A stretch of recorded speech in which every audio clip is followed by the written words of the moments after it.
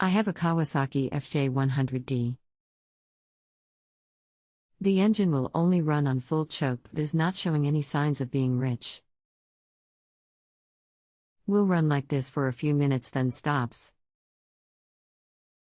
Can you help? When did you last clean or perform maintenance on your Kawasaki engine? How old is it?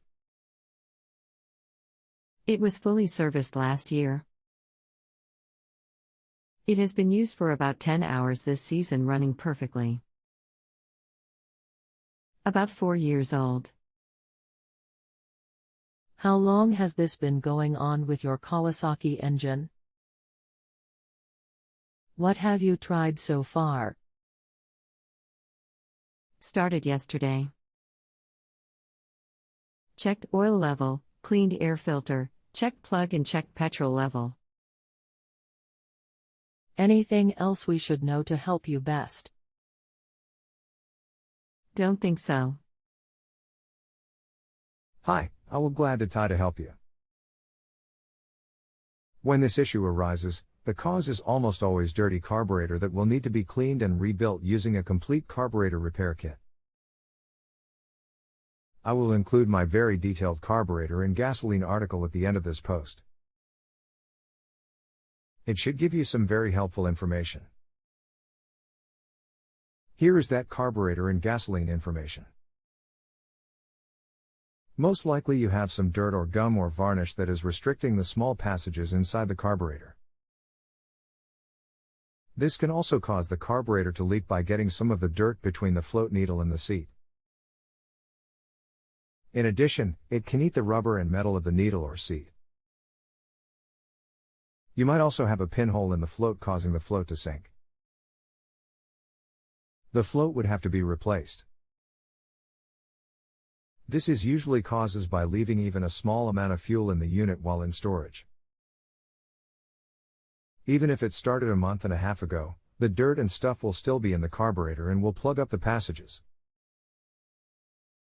I'm going to send you my very extensive fuel and carburetor information that should help you. Please make sure that you read the entire answer before you do anything. Here is that information. Most likely the problem you have is that the carburetor is restricted or plugged because of fuel that was left in the carburetor while it was stored. Fuel cannot be used if it is over 30 days old. Also, this old fuel will not burn correctly and will cause other issues as well. In many cases the carburetor should be removed and cleaned and rebuilt with a new carburetor repair kit. Even if an engine is run dry, there will still be 10 to 12 drops of fuel left in the carburetor. This is what turns to gum and varnish and dirt and restricts the passages in the carburetor. Also keep in mind that even if this is a brand new unit, you can still have the same carburetor problem. This is because of the fuel that the factory puts into it when they are testing it. They then run it dry before shipping it. But there is still some fuel in the carburetor. Here is my comprehensive carburetor and fuel answer that may give you some ideas.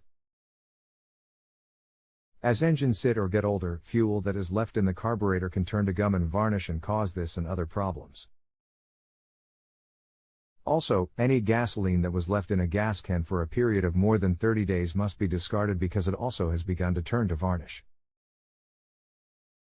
Today's gasolines contain MTBE and or alcohol. Ethanol, they turn to junk and garbage very quickly. Alcohol is partially water, H2O. And they call it oxygenated fuels. It is the oxygen that breaks down the organic compounds in the fuel and turns the gas to garbage, gum and varnish. The fuels we had just a few years ago had no alcohol in it and would store for longer periods of time before going stale. And fuel stabilizers do almost nothing to prevent the fuel from going bad with the changes in today's fuels. Do not buy gas from the discount stations. The discount station gas does not have the additives needed to keep the fuel system clean and deteriorate much more quickly than good gas station gas. You may be getting fuel that's nearly stale right from the pump when buying from a discount station.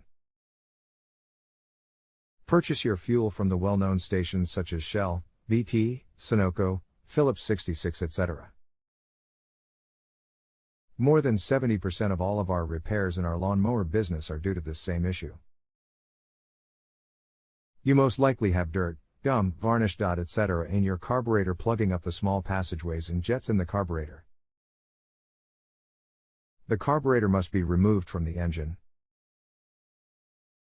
Clean all parts with carburetor cleaner and blow out all the small holes and passageways with compressed air. Remove all of the non-metallic parts since the carburetor cleaner will cause them to be disfigured, decompose, and plug the carburetor as time goes on. Wash the carburetor cleaner off of the metal parts by washing them in warm, soapy water, then rinsing with clean water. Dry them by blowing it off with compressed air. Make sure that all the passageways are blown dry before reassembling. Reassemble using a new carburetor rebuild kit. Do not try to reassemble without using a complete carburetor repair kit. You will just end up having to do the job again. Always clean the fuel tank and replace the fuel line when doing this repair, or you may have to do it all over again. The inside of the fuel line disintegrates over time and these small pieces of rubber will plug up the carburetor too. Dirt and water from a dirty fuel tank will also plug up the carburetor. Find the model, type and serial or code numbers off of the engine and take them to your local dealer to get the carburetor repair kit. Or you can look up the parts from an online website such as www.partstree.com. If you do the work yourself, take pictures or at least make a drawing of where all the linkages, gaskets, and component parts go. Correct reassembly is critical. If the carburetor still doesn't work correctly, you may have to take it to someone who has an ultrasonic cleaning machine. This machine uses carb cleaner and ultrasonic vibrations to get the very small passageways clean when traditional methods fail. Here is where you can get an inexpensive ultrasonic cleaning machine: http://www.harborfreight.com/catalog/search/result. Category equals in Q equals ultrasonic plus cleaner. If you don't feel comfortable with this kind of repair, I would suggest sending it to a reputable shop. Here is a carburetor rebuild process. First, take several pictures of the carburetor and all of the linkage and hoses that are connected to it. This is to make sure that you will have a guide so that you can get everything reassembled correctly. First, make sure that you have the correct complete carburetor repair kit. Now take special care when you take the carburetor apart to make sure that you watch and remember exactly how the gaskets come off. There are two types of carburetors: the float type carburetor and the diaphragm type carburetor. Below is the information for the float carburetor. The diaphragm carburetor is very similar except that you need to remove the diaphragms and replace them. They will also have a needle and sometimes a seat that need to be replaced as well. Remove the float pin. It just pushes out. And remove the float carefully, so you can see how the float needle is attached. Some of them have a small wire spring holding it to the float. You will have to reinstall this spring when you reassemble the carburetor. Remove the float needle. Next, remove the float valve seat. Look around the carburetor and see if it has a small idle adjustment needle. Remove this needle if it has one. You are now done disassembling the carb. Do not take anything else out of the carburetor. Get a good carburetor cleaner. Preferably with a small hose you can attach to the nozzle of the can. Spray the carb cleaner all over the outside of the carburetor. This will loosen the dirt on the outside while you clean the inside. Now spray the cleaner through every hole and nook and cranny you can find on the inside of the carburetor. When you are finished with the spray, blow all of the passageway clean with compressed air from an air compressor. Also blow all of the dirt from the outside of the carburetor. Next, take the entire carburetor to the kitchen sink. Okay, maybe it would be better to get a big bowl. So you don't make your wife mad. And wash the entire carburetor with hot soapy dishwater.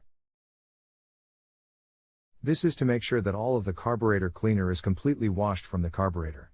If it is not, you will deform the new gaskets and such that you install. Even if it is dry, now rinse in clear water and then blow the carburetor dry with the compressed air again. Reassemble the carburetor using the identical parts out of the carburetor kit as you took out. Install the float seat, then install the float needle and the float in the same position that you took them out. Check the float level after it is installed, making sure that when the carburetor is upside down with the float in the up position, the float should be nearly level with the body of the carburetor. Now reinstall the bowl gaskets the same as you took them off. Then install the bowl nut with the small gasket under it. Reinstall the small idle needle if it had one. There, you are done.